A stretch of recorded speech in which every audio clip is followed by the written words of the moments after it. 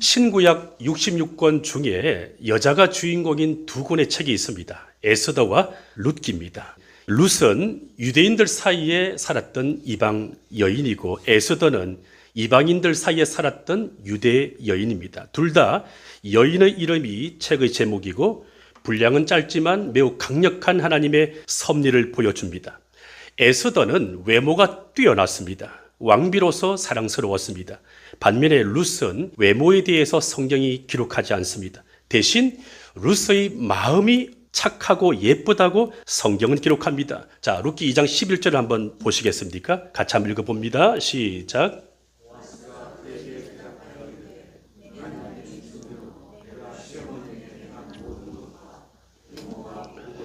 성경은 에스더의 외모를 기록하지만 룻의 외모는 기록하지 않고 룻의 마음이 어떠한지를 기록합니다. 시어머니에게 행한 모든 것을 성경이 기록했습니다.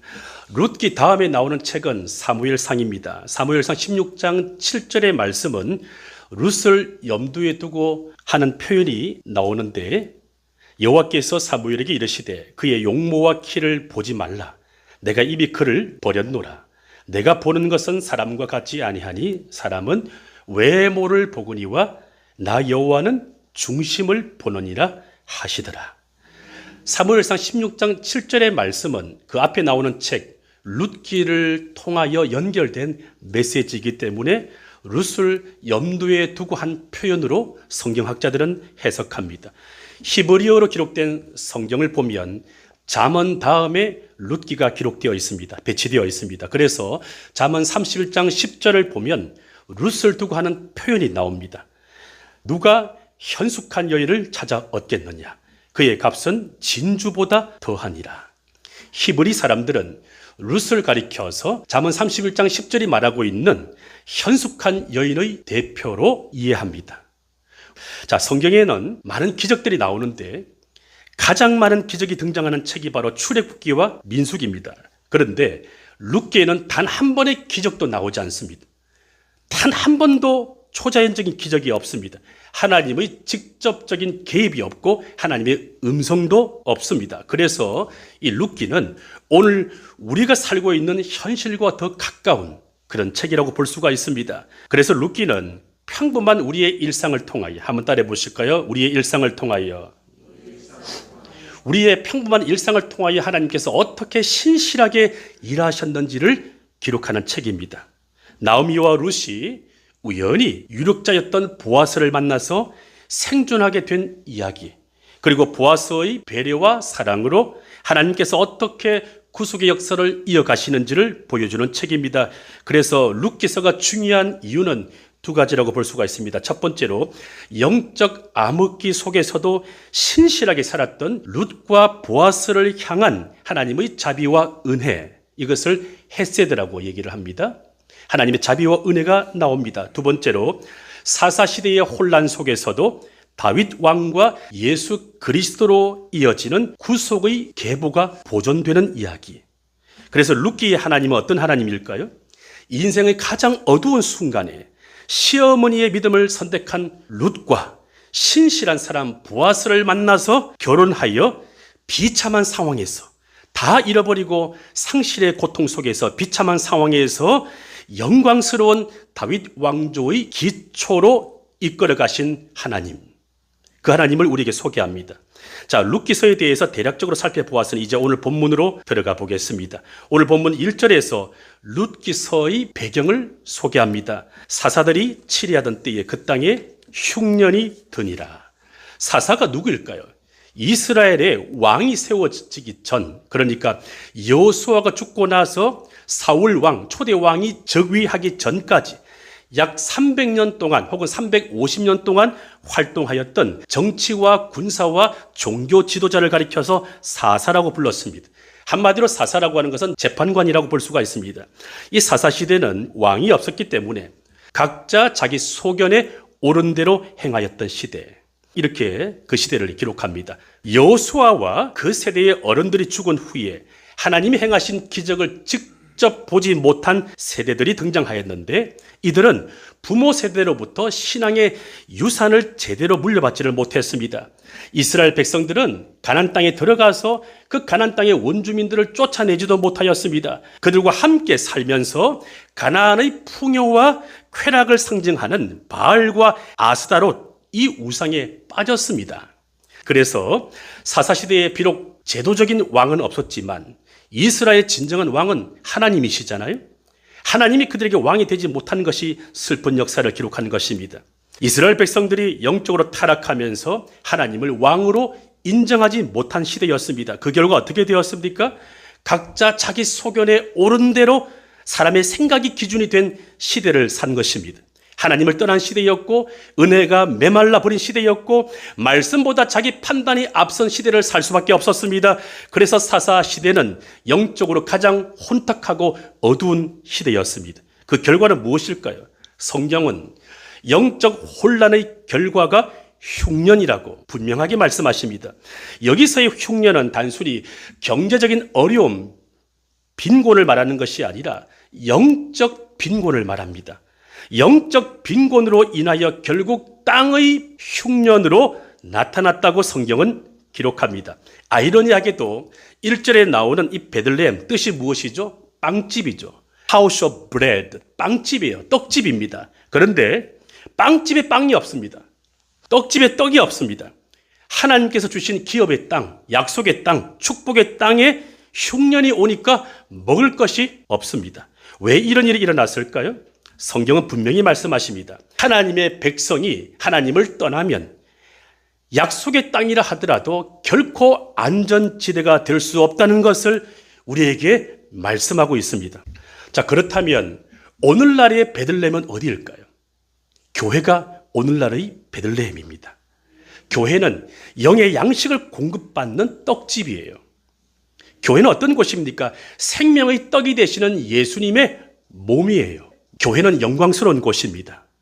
그렇지만 이 교회를 할지라도 하나님이 주인 되지 못하고 하나님께 드리는 기도의 불이 꺼지고 하나님의 백성답게 서로 사랑하지 못하게 되면 베들레헴 같은 교회에도 흉년이 찾아오는 거예요.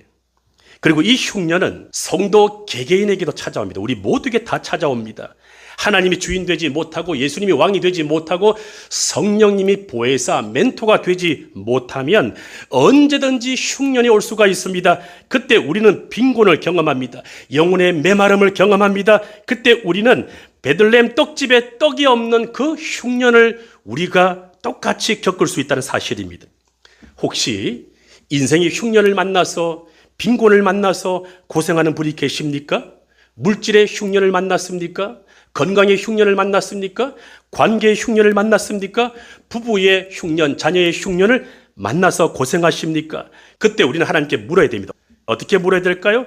내 마음에, 내 삶에 하나님이 왕이 되지 못하고 내가 왕이 된 영역은 무엇입니까?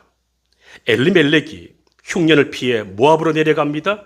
그가 한 가정의 가장으로서 생계를 책임지기 위해 생계의 문제로 약속의 땅 베들레헴을 섣불리 떠나서 모압으로 갔습니다. 1장 1절을 자 한번 읽어보시기 바랍니다. 시작.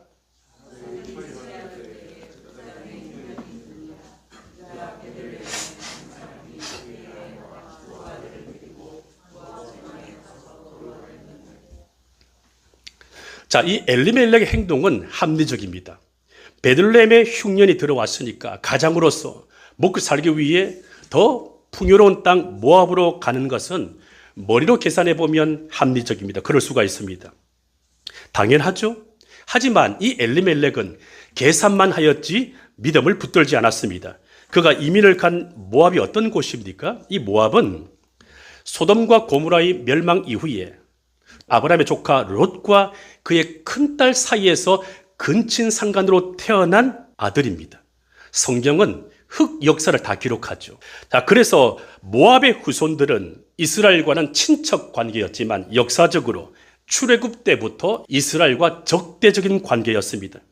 그리고 모압은 그모스 신을 숭배한 우상 숭배의 땅이었고, 그리고 열왕기하 3장 27절을 보면 인신제사가 나오고 민수기 25장 1절로 3절을 보면 성적 타락이 나오는 곳이 바로 모압입니다. 영적으로 혼탁하고 위험한 땅입니다. 그런데 그곳에 갔다고 하는 것은 믿음을 내팽개치고 돈을 쫓아갔다고밖에 해석할 수가 없는 거예요. 빈곤이 왔을 때 하나님 뜻을 묻고 견디면서 버티고 약속의 땅을 지켜야 되는데 처자식을 먹여 살리기 위해서 계산하느라 약속의 땅을 떠나서 모압으로 가버린 것입니다. 자, 여기서 중요한 단어 하나를 발견하는데 거류하였는데 이 단어입니다. 엘리멜렉은 베들레헴에서 흉년 때문에 모압으로 갔지만 오래 있을 생각이 없었습니다. 잠시 머물 생각이었습니다. 그런데 그 잠시가 무려 10년이 되었고 10년의 체류 기간 동안에 그 가정은 풍비박산나고 말았습니다.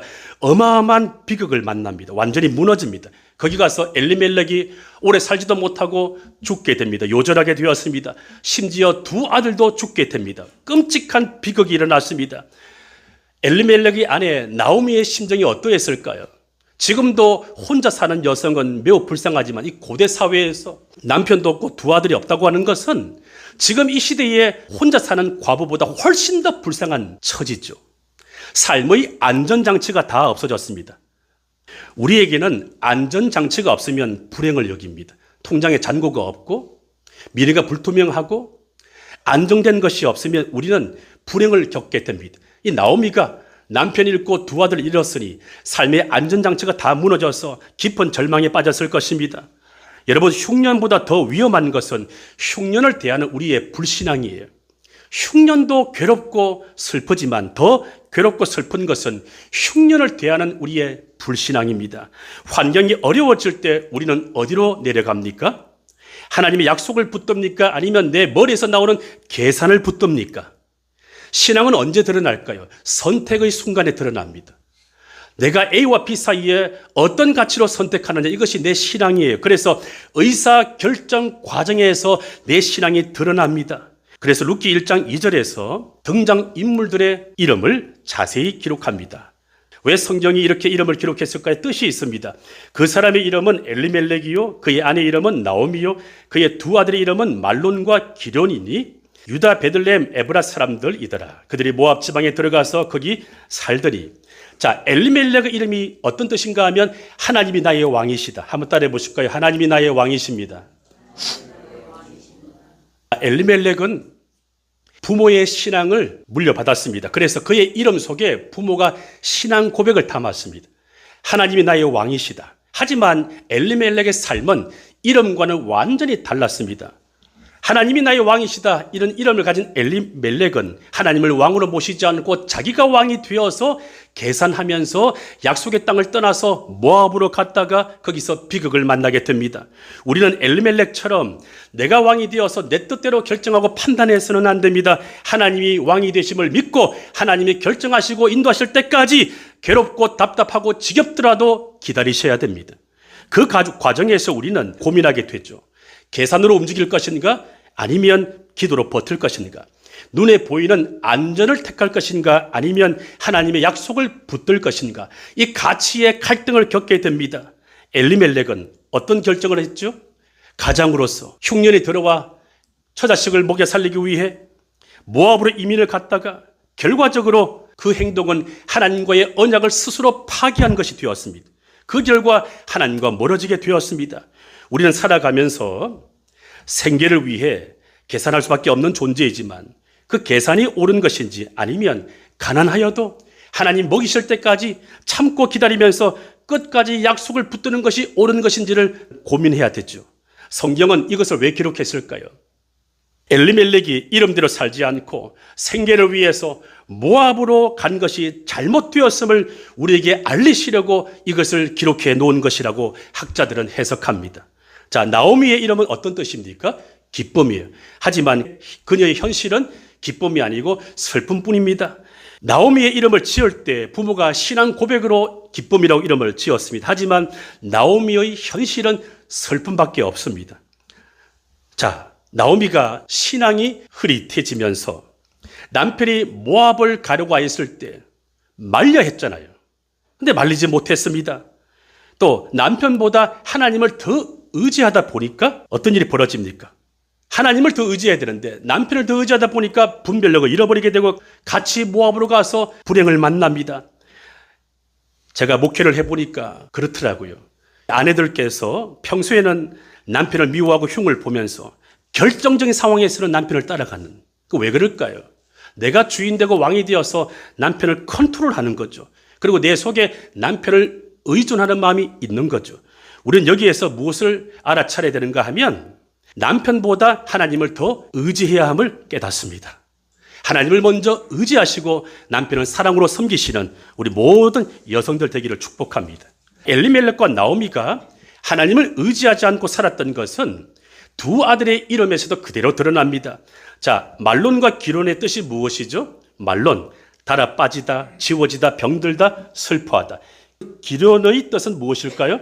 쇠퇴하다, 쇠퇴하다, 수척하다, 소멸하다, 끝내다. 자, 두 아들의 이름이 이상합니다.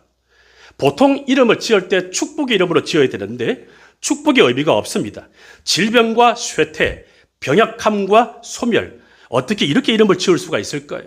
왜 그럴까요? 엘리멜렉과 나오미가 부모의 신앙을 이어받지 못하고 유지하지 못하고 세파에 찌들려서 신앙이 퇴색된 까닭임을 보여주는 것입니다. 그만큼 엘리멜렉과 나오미가 살았던 사사시대가 영적으로 혼탁한 시대였음을 보여주는 것입니다. 자, 엘리멜렉과 나오미는 그들의 부모에게 영향을 받아서 좋은 이름을 가졌지만 그들의 두 아들은 부모의 신앙 고백이 전혀 들어가 있지 않습니다. 다시 말하면 신앙 계승에 실패한 것입니다. 자, 엘리멜렉이 흉년을 피하여 모압으로 가서 정착할 때 어떤 일이 일어납니까? 나오미의 남편 엘리멜렉이 거기 가서 죽습니다. 죽는 비극을 겪습니다. 하지만 이때도 나오미가 깨닫지를 못해요. 1차 경고입니다. 이런 불행을 만날 때 성도는 깨달아야 돼요. 자연재해를 통해서도 나한테 이것이 어떤 메시지가 있는지 남한테 적용하지 마시고 일본에 쓰나미가 일어나니까 일본이 우리를 침략했기 때문에 벌받았다 이렇게 해석하는 것이 아니라 나한테 적용해야 됩니다. 나오면 이때 아직도 깨닫지를 못했어요. 영적으로 무감각했습니다.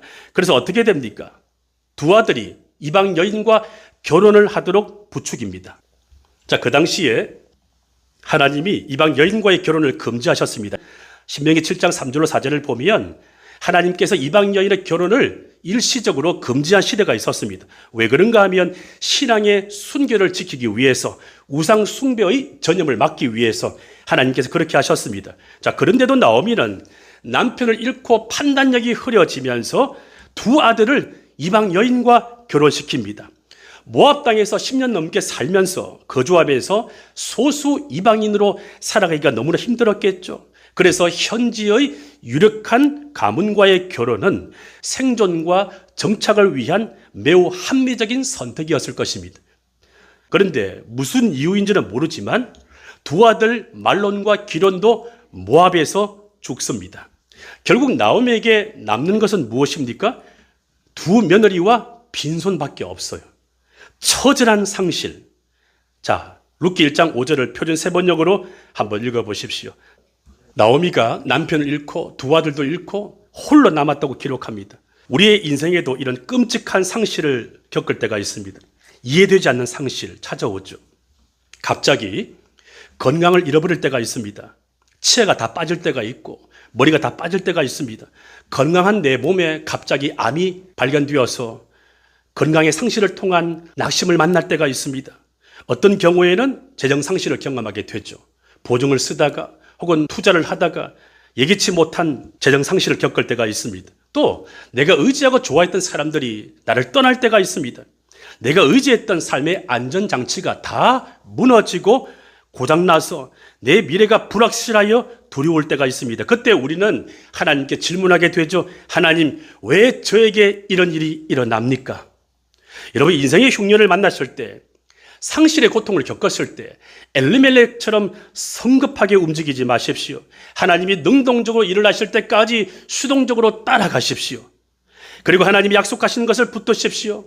눈에 보이는 현실을 바라보면 절망이 크지만 내게 주신 약속과 비전, 그것을 붙들어야 됩니다. 과거에 나에게 베풀어 주신 은혜를 되새김질해야 됩니다. 그래야 불확실한 미래를 견딜 수가 있고 결핍이 있는 현재를 버틸 수가 있는 것입니다. 눈에 보이는 안전보다 눈에 보이지 않는 하나님의 약속을 붙드는 저와 여러분 되기를 바랍니다. 우리가 겪는 이 흉년과 상실의 고통은 믿음과 영성이 형성되는 최적기입니다. 사람이 육체적인 질병을 겪게 되면 죄를 짓지 않습니다. 세상에 미련 갖지 않습니다. 또 고난을 겪게 되면 죄를 짓지 않습니다. 세상과 사람에게 미련 갖지 않습니다. 우리는 고난 당할 때 왜 나에게 이런 고난이 왔는가라고, 내가 고난 받을 이유가 없다라고 괴로워하지만 더 깊은 고난에 빠져서 나 자신을 성찰해 보면 이 고난을 통하여 나의 죄를 깨닫게 되는 것입니다. 하나님이 우리에게 고난을 허락하시는 이유는 우리가 불행한 까닭이 아니라 내 안에 있는 죄와 허물을 알아차리도록 레슨을 하는 것임을 우리가 깨달아야 되겠죠. 고난 당할 때 내 안에 있는 허물을 보게 됩니다. 그때 우리가 회개할 때 우리 입에서 어떤 찬송이 나올까요? 같이 한번 불러봅니다. 시작. 주 안에 기쁨 누림으로 마음의 풍랑이 잔잔하니 세상과 나는 간 곳 없고 구속한 주만. 이것이 나의 간증이요. 이것이 나의 간증이요. 이것이 나의 찬송일세. 나 사는 동안 끊임없이 구주를 찬송하리론. 우리가 고난 당할 때, 잃어버림과 상실을 겪을 때 세상과 나는 간 곳 없고 어디로 갔는지 관심이 없고 예수만 보일 때 고난은 지나가게 되고 고난이 있어도 영향을 받지 않는 것입니다. 이것이 고난의 유익이에요. 혹시 지금 여러분의 삶에 흉년이 있습니까? 물질의 흉년, 건강의 흉년, 관계의 흉년이 있습니까? 부부관계에 흉년이 왔고 자녀와의 관계에 흉년이 있습니까? 혹은 목회자에게는 사역에 흉년이 왔습니까? 기억하십시오. 흉년은 하나님의 부재가 아니라 더 깊은 하나님의 섭리의 시작이에요. 하나님 숨어 계시는 것 같지만 아닙니다. 하나님이 일하고 계십니다. 오늘도 하나님은 흉년에 찾아온 우리의 베들레헴에서 우리를 위하여 일하십니다. 그러므로 흉년이 왔을 때 엘리멜렉처럼 섣불리 계산하여 베들레헴을 떠나지 마십시오. 성급하게 이혼하지 마시고 성급하게 사표 던지지 마시고 성급하게 교회를 떠나지 마십시오. 하나님이 옮기실 때까지 기도하고 기다리십시오. 오히려 흉년을 통하여 믿음의 근육을 키우면서 하나님의 약속을 붙드십시오. 과거에 베풀어 주신 은혜, 그걸 떠올리시면서 소가 되새김질하듯이 되새김질하면서 하나님의 신실하심을 붙드시기를 바랍니다. 이때 환경을 바라보면 절망이 더 커집니다. 베드로가 물리를 걷다가 주변을 바라볼 때 빠진 것처럼 인생의 흉년을 만날 때 환경을 바라보면 우리도 엘리멜렉과 나오미처럼 그런 실수를 할 수가 있습니다. 그리고 그때는 이미 잃어버린 것들에 대하여 미련도 갖지 마십시오. 그거 생각하면 억울하고 원통해서 못 견딥니다. 당신과 나와의 인연은 거기까지였군요. 나와 이 물질과의 관계는 여기까지였군요. 나와 건강과의 관계는 여기까지였군요 라고 생각하면서 모든 걸 하나님께 맡겨야 됩니다. 그렇지 않으면 자괴감이 들어와서 괴롭습니다. 하나님께서 나에게 더 큰 것을 주시려고 이것을 잃어버리게 하셨구나, 이렇게 생각하시기를 바랍니다. 우리는 왜 나오미의 가정에 남편을 잃고 두 아들을 잃게 되었는지, 그런 극심한 상실의 고통이 왜 왔는지 정확하게 이유를 알 수가 없습니다. 성경은 우리의 인생에 찾아오는 고난이 왜 왔는지를 기록하지 않습니다. 대신 우리가 어떻게 살아가야 될지, 그리고 고난당한 사람들에게 하나님께서 어떻게 신실하게 일하셨는지만 기록합니다. 나오미의 상실을 구속사의 관점에서 해석하면 조금은 실마리가 풀립니다. 나오미의 가정에 이방 여인 룻이 신실한 사람, 그리고 힘이 있었던 유력자 보아스를 우연히 만나 결혼함으로 말미암아 누가 태어나죠? 다윗의 할아버지 오벳이 태어나게 되고 그 가문에서 누가 태어납니까? 예수 그리스도가 탄생하십니다. 한 가정에 흉년이 오고 그 흉년을 맞이해서 생존하기 위해 어쩔 수 없이 엘리멜렉이 모압으로 이민을 갔다가 뜻밖의 불행을 만났지만 자기도 죽고 두 아들도 죽게 되는 끔찍한 상실의 고통을 겪었지만 그 가정에 결국 어떤 일이 일어납니까? 예수 그리스도의 족보가 만들어집니다. 놀라운 반전의 역사입니다. 그러므로 흉년은 우리의 믿음을 시험하지만 동시에 어떤 의미가 있을까요? 하나님의 섭리를 드러내는 무대입니다. 흉년이 와도 하나님의 계획을 막을 수는 없습니다. 흉년이 와도 사람이 실수하고 실패하여도 하나님의 섭리를 꺾지는 못합니다. 비록 엘리멜렉이 모압으로 간 것은 잘못된 결정이었지만 그래도 하나님은 인간의 실수와 실패를 잘못을 보셨음에도 불구하고 합력하여 선한 역사로 바꾸셨습니다.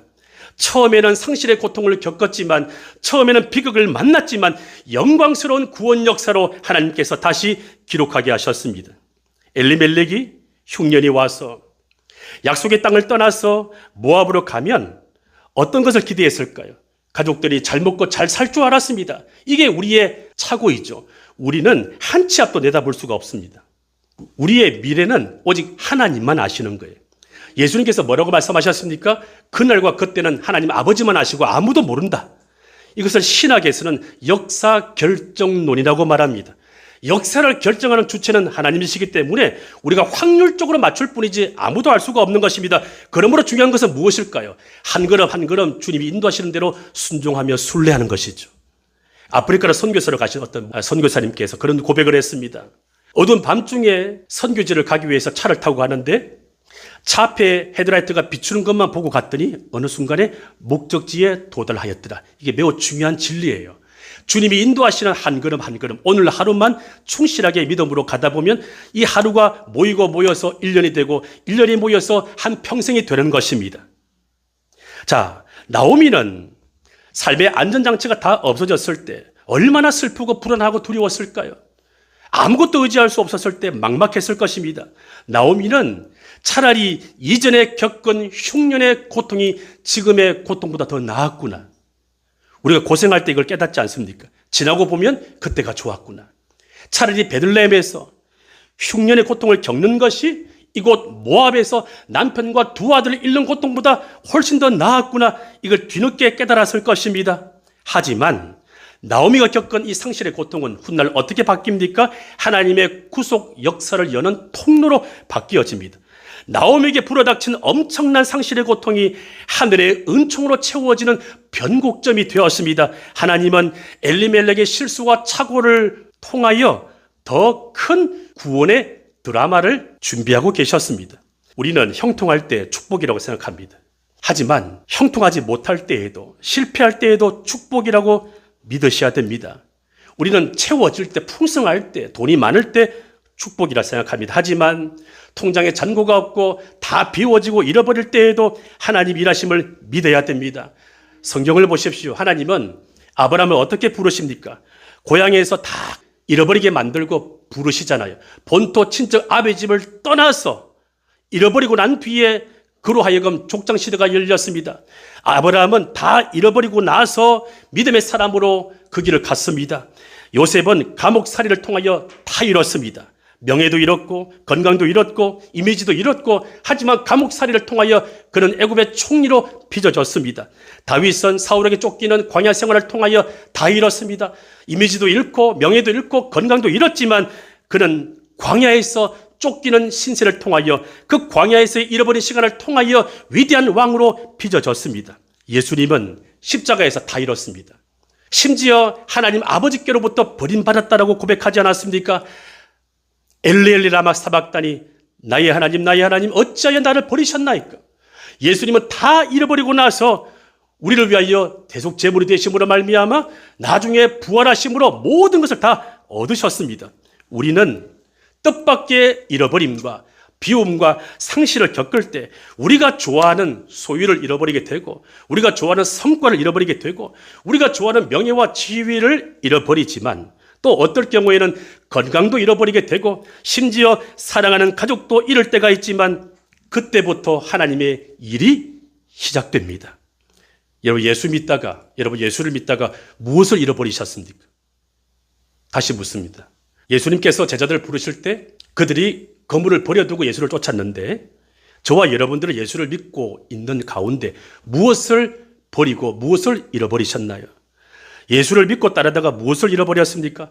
세상 친구를 잃었습니까? 예수를 믿으면서 혹시 세상 친구와 술 친구를 잃었습니까? 세상 즐거움을 잃었습니까? 혹은 내가 예수를 잘 믿고 따르다가 교회에 헌금을 하고 사회에 기부하느라 혹시 재정 손실을 입었습니까? 예수를 믿다가 잃어버린 것이 있다면 여러분 슬퍼하지 마십시오. 하늘 창고에 쌓아놓은 것이 되어서 오병이어의 기적이 될 것입니다. 하나님을 믿고 있지만 마음에 공허함이 떠나지 않고 늘 허전하고 늘 외롭습니까? 내 마음이 마치 구멍난 창호지처럼. 어린 시절 우리가 옛날에 살았던 집은 창호지를 그 문에 바르지 않았습니까? 겨울에 구멍이 뚫리면 바람이 막 들어오잖아요. 혹시 내 마음이 구멍난 창호지처럼 내 마음이 구멍이 뚫려서 늘 찬바람이 내 가슴을 관통하여 늘 쓸쓸하고 내 영혼의 추위를 느끼십니까? 주를 위해 충성하였는데 헌신의 열매가 보이지 않아서 답답하십니까? 기도를 해도 응답이 없어서 괴로우십니까? 열심히 일을 하였지만 재정은 늘 빈곤하고 통장에 잔고가 없어서 불안하십니까? 건강관리를 했는데 건강에 적신호가 왔습니까? 기억하십시오. 하나님은 흉년 속에서도 상실 속에서도 나를 위한 구원의 역사를 쓰고 계십니다. 룻기서의 시작은 비극처럼 보입니다. 그러나 비극의 시작이 아니라 구속사의 시작입니다. 지금 내가 겪고 있는 고난, 어느 누구도 나한테 위로가 안 됩니다. 나도 해석이 안 됩니다. 하지만 예수 그리스도의 구속사적 관점에서 보면 이것은 아름다운 십자가에 초대된 것입니다. 조금만 더 견디고 인내하면 내 옛사람은 벗어지고 내 안에 거짓자가 벗겨지면서 소유와 성과와 성공을 통해 행복을 쫓았던 거짓자, 높은 위치에 올라가야만 행복했던 이 거짓자가 벗겨지면서 예수님께서 세례 받으시고 물 위로 올라오실 때 들었던 하늘의 음성, 이는 내 사랑하는 아들이요 내 기뻐하는 자라. 하나님과의 예배를 통하여 기뻐하는 참 자아를 회복하게 하시려고 우리에게 상실의 고통을 허락하시는지도 모르겠습니다. 내가 겪고 있는 고난이 해석되지 않지만 구속사의 관점으로 해석하면 조금은 실마리가 풀리는 거예요.